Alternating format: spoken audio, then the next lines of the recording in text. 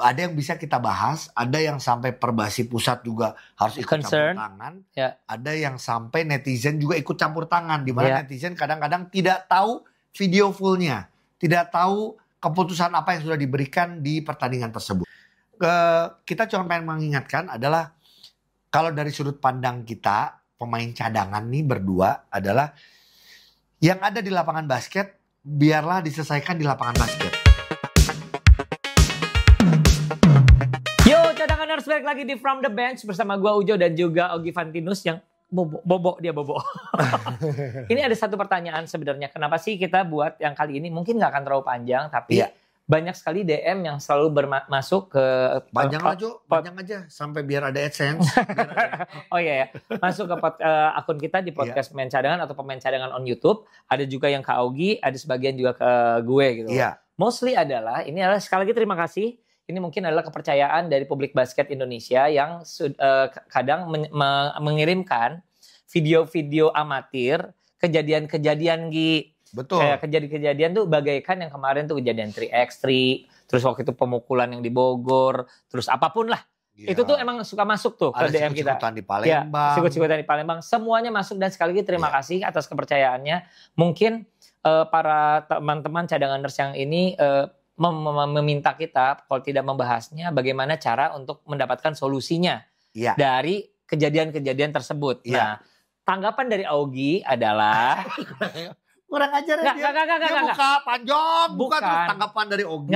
Tanggapan dari kita lah Pak karena kita udah obrolin. Udah obrolin. Gue bilang, Gi, ini gimana ya Gi ya? Betul. Ini supaya tahu aja, Gi, ini banyak banget yang masuk. Kata gue, apakah kita harus bahas semuanya? Pertanyaan gue kan gitu. Gue tambahin ya, ada lagi nih. Yang masuk gak cuma video tapi banyak yang menanyakan soal, ini kalau ini gimana ya Kak, kalau ini gimana Kak. Terima kasih sebelumnya. Yang gue tidak bisa jawab. Kalau di komentar biasanya gue beberapa dibantu dijawab sama beberapa pelatih. Jadi ada soal apa, ada waktu itu pernah Coach Gepeng jawab, bantuin, thank you, jadi tahu. Cuman ada yang enggak. Apakah kita keganggu dengan yang bertanya atau ngirim video? Jawabannya tidak. Enggak, terima kasih justru. Terima kasih justru. Tapi ini yang gue lagi pengen jelaskan, pengen sama-sama belajar mengenai bola basket. Gitu, balik lagi.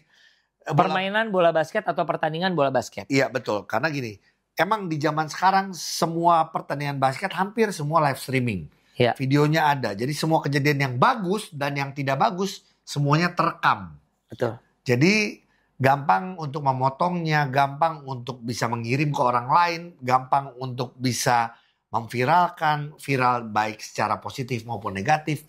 Jadi itu di zaman sekarang, it's okay, dan emang kita hidup di zaman yang sekarang. Tapi gue mau mengingatkan bahwa basket ini adalah permainan olahraga body contact, di mana pasti akan ada resiko. Ya Jo, kita nyebutnya resiko, bahasanya resiko, berbenturan, berdarah, tersikut, tertendang, Lagi-lagi, jangan dipotong. Orang tidak membenarkan ada pemukulan atau gerakan tambahan, gerakan sengaja, itu jelas tidak boleh.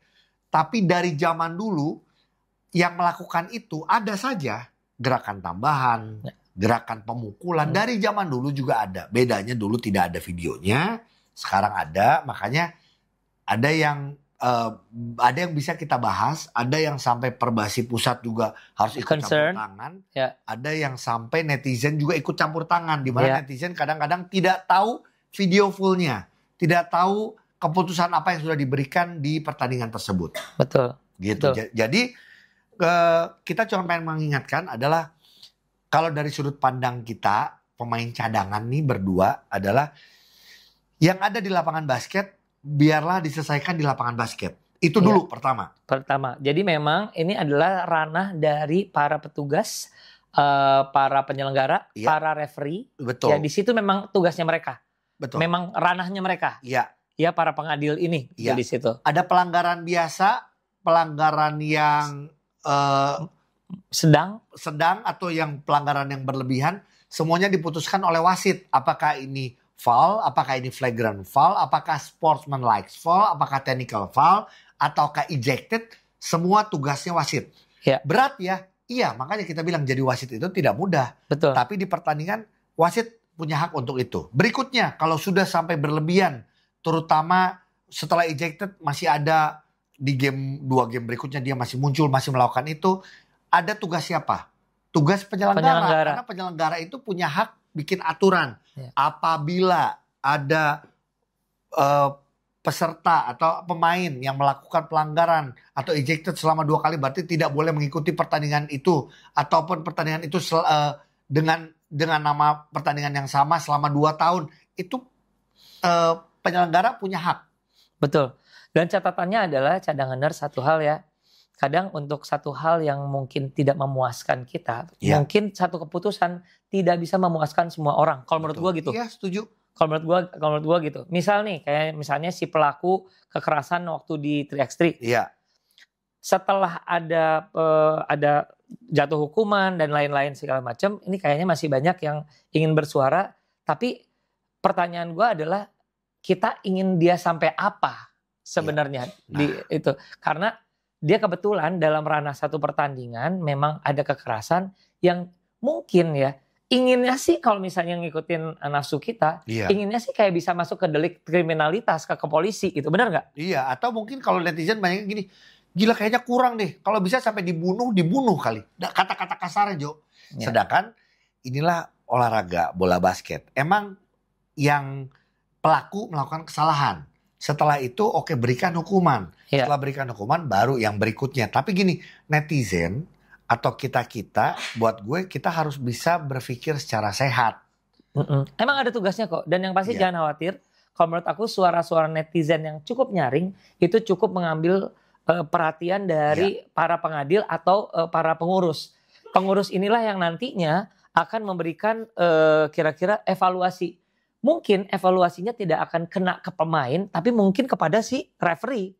Karena referee dianggap tidak tegas. Betul. Atau apa, benar nggak? Iya. Kalau beberapa kejadian terakhir, kita nggak usah sebutkan, beberapa referee buat gue melakukan tugasnya dengan baik, ya kan? Tapi kalau kita mau flashback lagi soal ada anak kecil ya memukul, waktu itu kita bilang bukan hanya simpati dengan yang korban, tapi kita juga simpati sama pelaku karena itu anak-anak. Ya di situ pun juga masih ada pro dan kontra, tapi kita punya alasan berbicara seperti itu.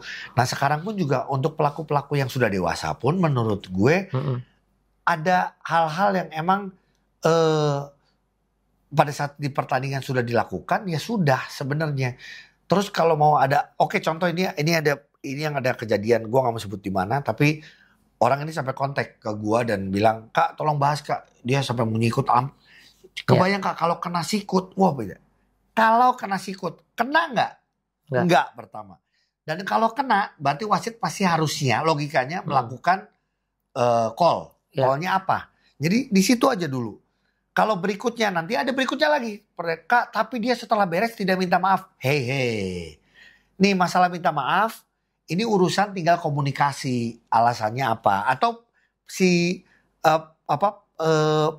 siapa penyelenggara punya hak untuk bisa jadi penengah lah buat dua tim tersebut. Tapi maksudnya kalau sekarang ada video sampai ada kena sikut sampai luka, dari zaman dulu basket yang kena sikut sampai berdarah sampai luka banyak nggak? Banyak banget. Banyak. Tapi emang harus ditegur, harus diberi hukuman gitu. Hukumannya adalah pertama ya di pertandingan tersebut dulu itu. Betul. Setelah itu baru pelatih setiap tim itu harus memberikan evaluasi kepada pemainnya, mengingatkan, lu kena ejected. Emang jelas lu salah. Lu tidak boleh melakukan itu. Nah itu.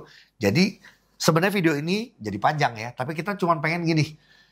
Kita akan membahas semua tentang basket. Dari kelompok umur sampai ke profesional. Tapi kita juga tidak mau membahas cuma hanya karena viral. Jadi kita nggak mau semua video yang ada kasusnya. Bukan kasus ya. Kondisi lah. Kondisi, betul. Kondisi ada yang dorong, ada yang apa, semua kita bahas. Nggak mau juga. Pasti ada tugas masing-masing. Pelatih punya tugas juga untuk menjaga pemain-pemainnya, mengajarkan nggak hanya skill, tapi juga attitude dari semua pemainnya. Jadi buat gue kita bagi tugas semuanya. Benar, termasuk para pemain. Hey para pemain, lu tuh sudah tidak nyaman dan aman sekarang bermain karena yang namanya kamera itu tetap berjalan. Ya kalaupun nggak dapat punishment dari si pengadil dalam hal ini referee atau penyelenggara, lu bisa dapat punishment dari sosial, dari netizen. Jadi maksudnya sudah mendapatkan punishment sendiri. Udah harus siap. Tapi gini, makanya harus berhati-hati. Emosi, gua sampai hari ini main basket masih emosi. Kemarin di pertandingan turnamen yang terakhir, di akhir pertandingan gue masih teriak komplain ke wasit. Tapi wasitnya gak mau denger. Sampai sempat kesorot sama live, gue kayak lagi marah-marah. Orang ngiranya gue mau ngajak berantem. Demi Tuhan gak mungkin gue mau mukul, Jo. Cuman gue tuh kesalnya sama wasit itu tidak mau dengerin gue ngomong. Karena pertandingan udah beres. Karena kalau lagi di pertandingan, gue ngomong, bisa gue kena technical. Tapi di video ada beberapa orang yang ngirim ke gue, Kak, Kaugi kenapa tuh memukul wasit ya? Gak memukul wasit, cuman gue memang gue tuju-tuju. Karena wasitnya kayak gak mau dengerin gue ngomong. Padahal buat gue setelah pertandingan, ayo kita diskusi nih, ngobrol gitu loh. Contoh ini yang gue ngalamin ya. Jadi buat gue, ya sekarang kamera ada di mana-mana, tidak salah. Live streaming, kita udah hidup di dunia zamannya itu gitu. Tapi emang kita justru jadi belajar, jadi balik lagi ke olahraga yang sebenarnya. Olahraga ini mengajarkan teamwork, mengajarkan percaya diri, mengajarkan sportivitas. Salah, iya, minta maaf. Minta maaf setelah game berikutnya gak usah ada lagi Dendam, mau dipukul, mau di apa segala macam. Atau di luar ya, ketemu di luar ya. Ya ketemu sih, karena emang mobil kan parkirnya di luar. Kalau lu gak ketemu di luar ya susah juga.